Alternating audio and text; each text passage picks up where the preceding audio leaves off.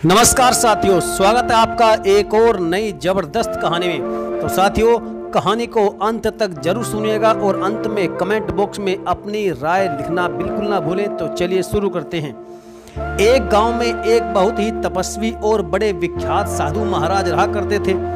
उसी गांव में उनका एक छोटा सा मठ था जिसमें वह और उनके कुछ शिष्य रहा करते थे। वह प्रतिदिन वहां प्रवचन दिया करते और साधना करते थे।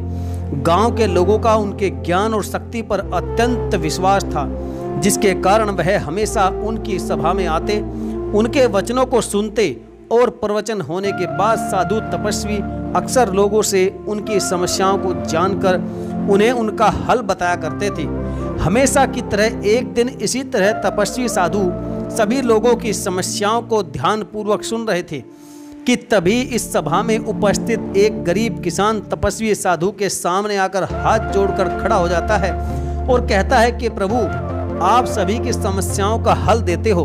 मेरी भी एक समस्या है, कृपा करके आप मेरी भी सहायता करिए। तपस्वी साधु कहते हैं कि बताइए, मैं पूरी कोशिश करूंगा, बताओ क्या समस्या है तुम्हारी। तब किसान कहता है कि कुछ दिनों के बाद मेरी पुत्री का विवाह है, लेकिन मेरे पास इतने पैसे नहीं हैं कि मैं उसका विवाह कर सकूं। कृपया आप मेरा सहयोग करिए, मेरी मदद करिए ताकि मैं यह विवाह आराम से कर सकूं। यह सुनकर तपस्वी साधु महाराज कहते हैं कि जो है उसमें भी यह विवाह हो सकता है, किसी के पास क्यों कुछ मांगना, जो है उसमें आप अपना कार्य करें। साधु की यह बात सुनकर किसान दुखी हो जाता है और वहां से खाली हाथ ही लौट जाता है। अब वह अपनी पुत्री के विवाह के लिए पूरे गांव में घूमता है। कभी किसी धनी सेठ के पास जाता तो कभी किसी और के पास, लेकिन उसे कहीं पर भी धन की कोई सहायता नहीं मिली। वो अब और दुखी और परेशान रहने लगा कि भला कैसे थोड़े से पैसे में ये विवाह करूंगा, यह काफी नहीं है। वह अब इसी चिंता में डूबा रहता। कुछ दिन बीत गए, किसान ऐसे ही घूम रहा था। तभी तपस्वी साधु ने उसे मार्ग में इस तरह से भटकते देखकर स्वयं के पास बुलाकर कहते हैं कि क्या हुआ, तुम इतने चिंतित क्यों हो। यह सुनकर किसान कहता है कि एक गरीब बेसहारा पिता और कर भी क्या सकता है। मेरी पुत्री का कुछ ही दिनों में विवाह है और मेरे पास पर्याप्त धन भी नहीं है कि मैं उसका अच्छे से विवाह कर सकूं। मैंने सबसे मदद मांगी, मैं सबके पास गया, लेकिन किसी ने मेरी सहायता नहीं की। अब तो मुझे ना तो कोई आधार नजर आ रहा है और ना ही कोई रास्ता। मैं यह नहीं समझ पा रहा कि मैं क्या करूं। आपने भी मेरी सहायता करने से इनकार कर दिया, मैं कहां जाऊं। साथियों, कहानी में आगे बढ़ने से पहले आपसे एक छोटी सी गुजारिश है कि यदि आप हमारे चैनल पर पहली बार हैं तो चैनल को सब्सक्राइब करके बेल आइकन को जरूर प्रेस कर लीजिएगा। तो चलिए अब आगे बढ़ते हैं। इतना कहकर वह किसान रोने लगता है। फिर उसकी यह दयनीय दशा देखकर तपस्वी साधु से रहा नहीं जाता और उसे कहते हैं कि तुम आज रात मेरे पास मेरे मठ में आकर मुझसे मिलना। इतना कहकर साधु मठ की ओर चले जाते हैं। संध्या होने पर जब अंधेरा होने लगता है तब वह किसान साधु महाराज के मठ के लिए निकल जाता है और वहां उनके पास जाकर उनसे कहता है कि महाराज, मैं आ गया। उस समय तपस्वी साधु अपनी साधना में पूरी तरह से लीन थे। किसान वहीं पर कुछ देर प्रतीक्षा करता रहता है। साधना से उठकर वह किसान से कहते हैं कि चलो, मेरे साथ चलो। वह उसे अपने साथ जिस स्थान पर पेड़ के नीचे बैठकर वह उपदेश दिया करते थे वहां पर ले जाते हैं और वहां जाकर किसान से कहते हैं कि इस पेड़ की जड़ों के पास थोड़ी खुदाई करो। यह सुनकर किसान वैसा ही करता है जैसा साधु ने कहा। वह पेड़ की जड़ के पास खुदाई करने लगता है। तभी अचानक उसके चेहरे पर एक हल्का सा प्रकाश पड़ता है।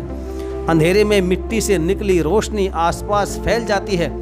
यह देखकर किसान आश्चर्यचकित हो जाता है कि भला इस मिट्टी में ऐसा क्या है जो इस अंधेरी रात में इतना प्रकाश दे रहा है।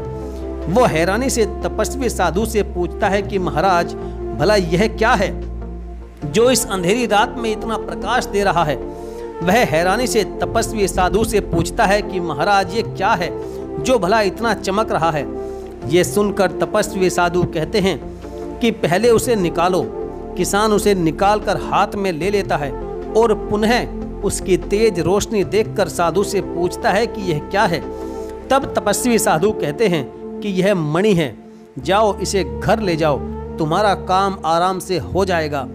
इस विवाह में कोई भी अड़चन नहीं आएगी, लेकिन विवाह होते ही तुम्हें इसे वापस यहाँ आकर रख देना है। तपस्वी साधु की बात सुनकर किसान खुशी के मारे भर उठता है और घर लौट जाता है। कुछ दिन बाद जब उसकी पुत्री का विवाह संपन्न हो जाता है, तब वह खुशी खुशी जाकर साधु को धन्यवाद देता है और उनको वह मणि वापस कर देता है। तपस्वी साधु उस मणि को लेकर वहीं एक तरफ रख देते हैं और ध्यान में लीन हो जाते हैं। उस चमत्कारिक मणि को इस तरह से रखते देखकर किसान बहुत हैरान होता है कि भला वह इसे ऐसे ही क्यों रख रहे हैं। अब किसान के मन में ये बात आने लगती है कि पक्का इन तपस्वी साधु के पास कोई बहुत बड़ी मूल्यवान वस्तु है, जो वह इस कीमती मणि को कोई महत्व नहीं दे रहे हैं। वह यही सोचकर तपस्वी साधु से कहता है कि महाराज, आप इस कीमती मणि को ऐसे क्यों रख रहे हैं? क्या आपकी दृष्टि में इसका कोई मोल नहीं है, या आपके पास इससे भी कीमती मणि है जो आप इसको महत्व नहीं दे रहे हैं? आखिर आपके पास ऐसा क्या है? उस किसान की ये बात सुनकर तपस्वी साधु मुस्कुराकर कहते हैं कि सत्य कहा कि मेरे पास इससे भी ज्यादा मूल्यवान और कीमती मणि है।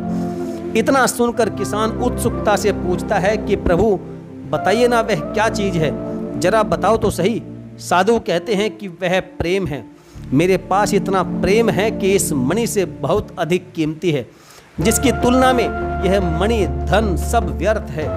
आप सभी मुझे इतना प्रेम करते हैं, इतना स्नेह देते हैं कि इसके आगे सब कुछ फीका है, किसी भी वस्तु का कोई मोल नहीं है। मेरे लिए यह कीमती प्रेम ही बहुत है, जिसे मैंने संभाल कर रखा हुआ है। तपस्वी साधु की यह बात सुनकर किसान बहुत प्रसन्न हो जाता है। साधु महाराज की यह बात उसके मन में घर कर जाती है। वह समझ जाता है कि यह धन दौलत सब कुछ बस मन का मोह है। यह जीवन में सुख नहीं देते। जो वास्तव सुख और खुशी है वह तो महाराज द्वारा बताए गए प्रेम रूपी रत्न में है। और तब वह कहता है कि महाराज, मुझे भी ये कीमती रत्न दीजिए। अब मैं भी इस प्रेम रूपी रत्न को रखना चाहता हूँ। वास्तव में इन सब के आगे सब कुछ व्यर्थ है। व्यक्ति की असली सच्ची भक्ति, सच्चा मन और प्रेम ही असली धन है। इस प्रेम रूपी मणि को आप जितना देते हैं उससे कई गुना ज्यादा आपको यह मिलता जाता है। यह तो प्रति क्षण बढ़ता जाता है।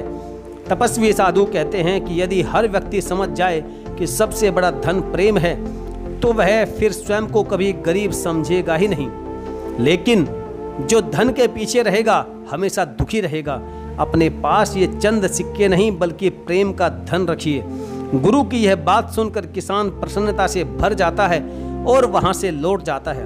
अतः प्रत्येक व्यक्ति को भी इस प्रेम के धन को स्वयं के पास रखना चाहिए। यही कहानी हमें सीख देती है। आपके भीतर की यह करुणा, यह स्नेह आपको सभी के साथ जोड़े रखेगी। आप एक दूसरे का भला कर पाएंगे, लेकिन यदि आप इसका त्याग करके धन के पीछे भागेंगे तो ना तो कभी स्वयं खुश रह पाएंगे और ना ही दूसरों को खुश रख पाएंगे। तो साथियों, यह थी आज की हमारे छोटी सी कहानी।